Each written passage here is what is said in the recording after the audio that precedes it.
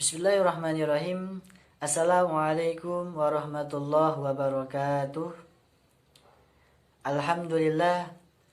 Innal hamdalillah nahmaduhu wa nasta'inuhu wa nastaghfiruhu wa na'udzu billahi min shururi anfusina wa min sayyiati a'malina may yahdihillahu fala mudhillalah wa may yudlil fala hadiyalah, amma ba'du. Perkenalkan, di sini saya Muhammad Alfi Hilman dari Fakultas Agama Islam Universitas Ibnu Khaldun Bogor. Di sini saya ingin menjelaskan sedikit terkait tentang akhlak dan hak asasi manusia menurut pandangan Islam dan Barat. Teman-teman sekalian, akhlak menurut Imam Ghazali ialah sesuatu yang mengakar kuat dalam jiwa seseorang dan mendorongnya untuk melakukan suatu perbuatan tanpa harus dipikir terlebih dahulu. Jika perbuatan yang dilakukan itu baik, maka akan disebut akhlak mulia atau akhlak mamdudah. Adapun sebaliknya, jika perbuatan yang dilakukan itu buruk, maka disebut akhlak tercela atau akhlak mazmumah. Berbicara tentang akhlak ini, tentunya tidak lepas dari figur Rasulullah SAW, karena beliau adalah hamba yang dipuji oleh Allah Subhanahu wa Ta'ala karena keagungan akhlaknya. Selain itu, Nabi SAW diutus ke dunia ini untuk menyempurnakan akhlak manusia.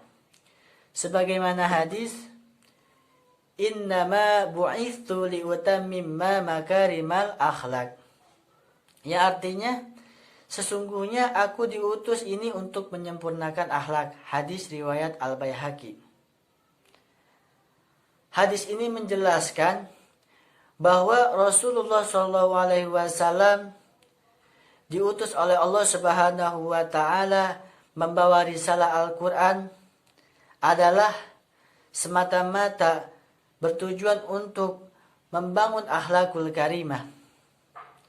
Karena dengan akhlak yang baik ini, seseorang akan mampu memahami ayat-ayat Allah Subhanahu wa Ta'ala, yakni Al-Quranul Karim. Dan adapun dalam Al-Quran surat Al-Ahzab ayat 21, bahwasanya Allah Subhanahu wa Ta'ala berfirman, "A'udzu billahi minasyaitonir rajim. Bismillahirrahmanirrahim. Laqad kana lakum fi Rasulillahi uswatun hasanah liman kana yarjullaha wal yawmal akhir wa dzakarallaha katsira." Yang artinya, sungguh telah ada pada diri Rasulullah SAW itu suri tauladan yang baik bagimu, yaitu bagi orang-orang yang mengharap rahmat Allah Subhanahu wa Ta'ala dan kedatangan hari kiamat, dan yang banyak mengingat Allah Subhanahu wa Ta'ala. Adapun tafsirnya, di dalam tafsir Al-Muhtasar dijelaskan, sungguh telah ada bagi kalian, wahai orang-orang yang beriman, pada diri Rasulullah SAW, baik dari perkataan, perbuatan dalam keadaan suri tauladan yang baik bagi kalian, yang baik untuk kalian teladani. Maka peganglah sunnahnya, karena sunnahnya ini dipegang oleh orang-orang yang selalu berharap kepada Allah Subhanahu wa Ta'ala. Sunnahnya ini dipegang dan dijalani oleh orang-orang yang selalu mengingat Allah dan berzikir kepada Allah Subhanahu wa Ta'ala, serta bersyukur kepada Allah Subhanahu wa Ta'ala dalam setiap keadaan. Adapun pesan moralnya ialah kita Kita hendaklah meneladani perilaku Rasulullah SAW karena Rasulullah adalah uswatun hasanah yang harus kita teladani, yang harus diteladani. Yang kedua, peganglah sunnah Nabi karena sunnahnya ini dijalani oleh orang-orang yang soleh. Adapun yang ketiga, yakni berakhlak baiklah. Karena dengan akhlak baik ini akan menjadikan kehidupan kita ini menjadi hidup yang berkah. Adapun kisah Rasulullah SAW, adapun kisahnya, di sebuah sudut jalan ada seorang pengemis buta yang setiap harinya selalu mengumpat Rasulullah SAW. Ia berkata kepada setiap orang yang mendekatinya, "Wahai saudaraku, jangan dekati Muhammad. Dia itu orang gila, pembohong, tukang sihir. Apalagi kalian mendekatinya, maka kalian akan dipengaruhinya." Tiada hal lain yang dilakukan si buta setiap hari, kecuali menengadahkan tangan dan mengumpat Rasulullah SAW, meneriakkan kata-kata itu berulang kali. Namun demikian, setiap hari di waktu pagi selalu ada seorang pria yang mendatangi pengemis itu dengan membawakannya makanan. Dan tanpa berucap sepatah kata pun, pria itu selalu menyuapkan makanan yang dibawanya kepada pengemis buta itu dengan penuh lemah lembut.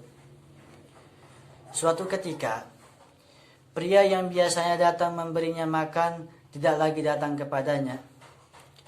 Pengemis buta itu semakin hari semakin lapar dan bertanya-tanya dalam dirinya, apa yang terjadi terhadap pria tersebut.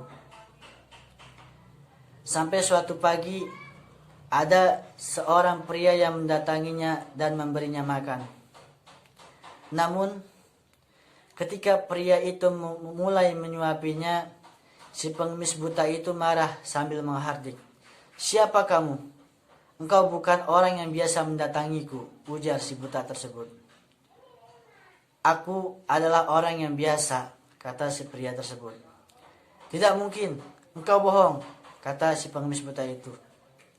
"Sebab apabila dia datang kepadaku, tidak susah tangan ini memegang dan tidak susah mulut ini mengunyah," jawab si pengemis buta itu. Mendengar jawaban si pengemis buta itu, pria tadi tidak dapat menahan air matanya. Dia menangis sambil berkata kepada pengemis itu, "Aku memang bukan orang yang biasa datang kepadamu. Aku adalah salah seorang dari sahabatnya. Namaku Abu Bakar. Orang mulia yang biasa memberimu makan itu telah meninggal dunia. Dia adalah Muhammad SAW." Pengemis buta itu pun terkejut. Tubuhnya bergetar. Tidak ada kata-kata yang keluar dari mulutnya, hanya air mata yang mengalir di pipinya dengan deras. Seolah-olah tak terbendung mengenang manusia mulia yang selalu dimakinya setiap hari.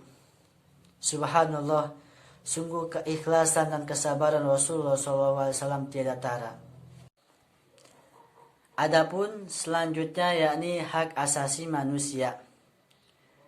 Kita sebagai manusia diberi kebebasan untuk memilih tindakan. Dan kebebasan itu dibatasi oleh tanggung jawab kita sendiri sesuai petunjuk Al-Quran dalam memanfaatkan kebebasan itu. Berbicara soal hak asasi manusia, pasti selalu ada pertentangan antara HAM versi Islam dan HAM versi Barat.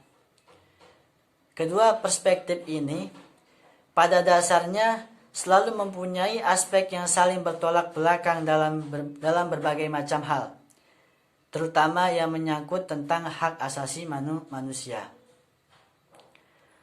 Hak asasi manusia ini merupakan hak-hak dasar yang wajib dimiliki oleh setiap manusia yang hidup di dunia ini tanpa terkecuali.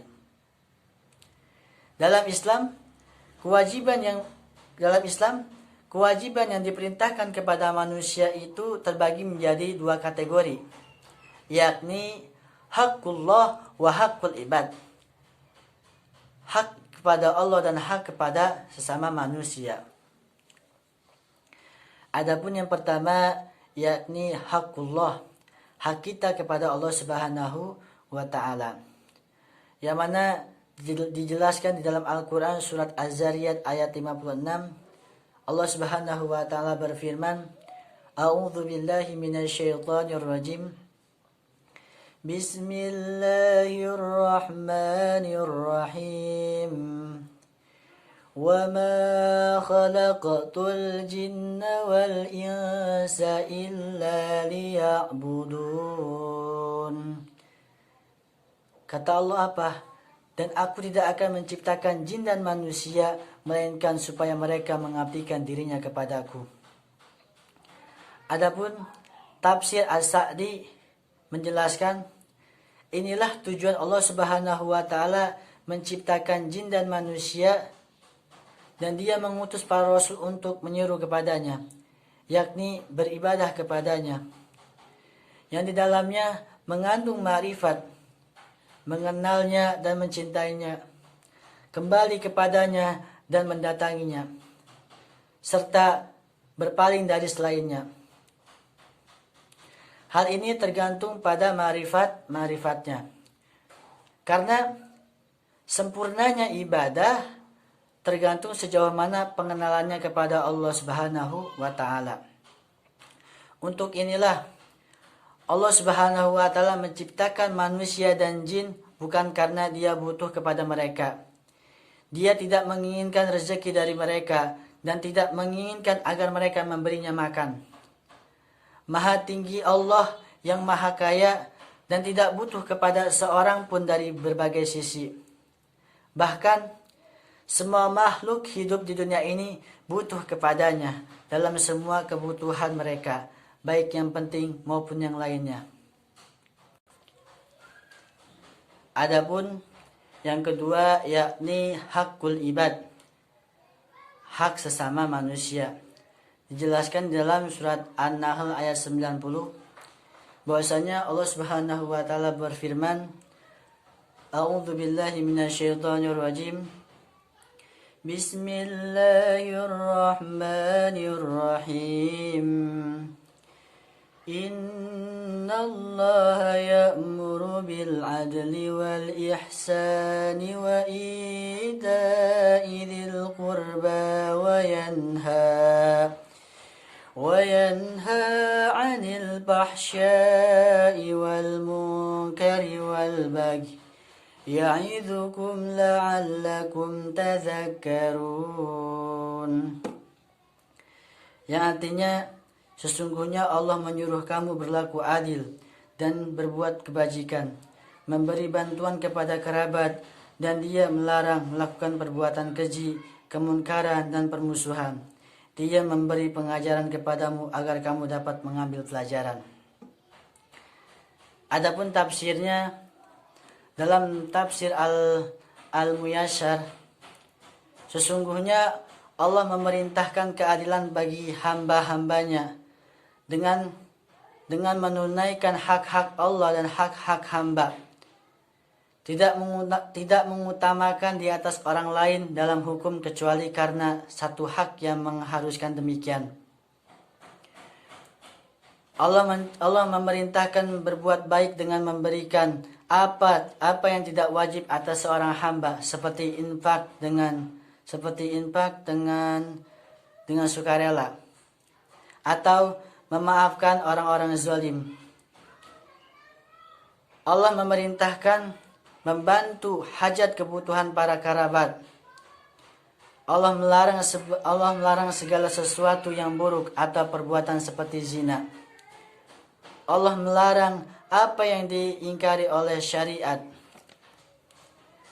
yaitu segala bentuk kemaksiatan. Allah melarang berbuat zalim dan sombong di hadapan manusia.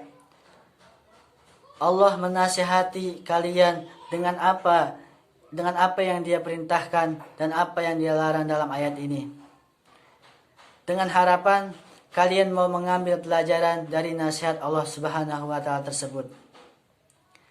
Adapun pesan moralnya ialah yang pertama, kita harus memperbanyak ibadah. Kita harus memperbanyak ibadah kita sebagai wujud syukur dan iman kepada Allah Subhanahu wa taala. Adapun yang kedua, sehingga nanti kita dapat mempertanggungjawabkan semuanya kepada Allah di hari kiamat kelak. Adapun yang ketiga, berbuat adillah dalam kehidupan ini. Karena tanpa keadilan manusia akan keji dan munkar. Mungkin cukup itu saja pemaparan dari saya. Kurang lebihnya mohon maaf. Ila liqa wabillahi taufiq wa hidayah. Wassalamualaikum warahmatullahi wabarakatuh.